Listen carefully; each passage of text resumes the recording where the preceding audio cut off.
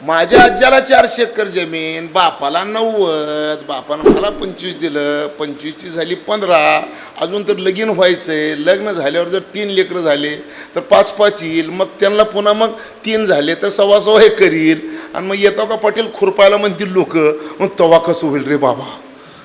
गावात एक बी दुकानदार तंबाखूचा तोटा उधार देत नव्हता. हे आमचं रुबाब. म्हणजे आमच्या आज्याचं रुबाब कुठं, आमच्या म्हटलं आमचं कुठं. आणि मग शेतीमध्ये जनका बसला तर कसं बसतंय त्याचं एक उदाहरण सांगतो. माझ्या मामाला 1165 एकर जमीन होती. 1165 एकर. आमचे आजोबा म्हणायचे म्हण की आपल्या कुटुंबामध्ये कधी नालायक पोरग निघालं 160 कुळव चालायचे म्हण. 160 कुळव.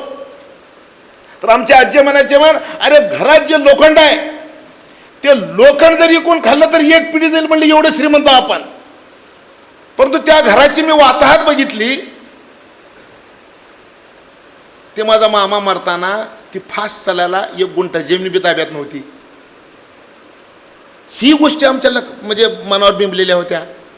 हे सगळं लहानपणी जे सगळं बघितलेलं त्या काळामध्ये, ते म्हणले असं होईल वाटलं की तुम्हाला सांगतोय वसंतराव, पहाटे 2-3 वाजता मी उठत होतो.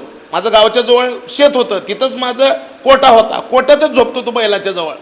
आणि मग असं आठवण आली की पहाटे उठायचं, धडधड करायचं ह्याच्यामध्ये छाताडामध्ये, आणि 2-2, 3-3 किलोमीटर शिवारानं पळत होतो मी. मला उत्तर सापडत नव्हतं की काय काय काय काय काय. आणि मी म्हणलं एवढं लचांड करण्यापेक्षा मरूनच गेलेलं परवडलं त्याच्या आईला. आणि मग आमच्या शेताचं नाव आहे मसोबास शेत. एका शेताचं नाव आहे 3 टाक. मग आम्ही म्हणलो आपण आता फाशी घेऊ. 3 टाकमध्ये घ्यायचं नाही का, तर गावाच्या जवळ आहे, तर गावच्या लांब आहे मसोबास शेत, तिथं आपण फाशी घ्यायची. मग आपण झाड बी पक्क केलं, कासरा बी घेतलो, ऐकलं का. आणि आपण सगळं प्लॅनिंग सुरू केलं की आता आपणाला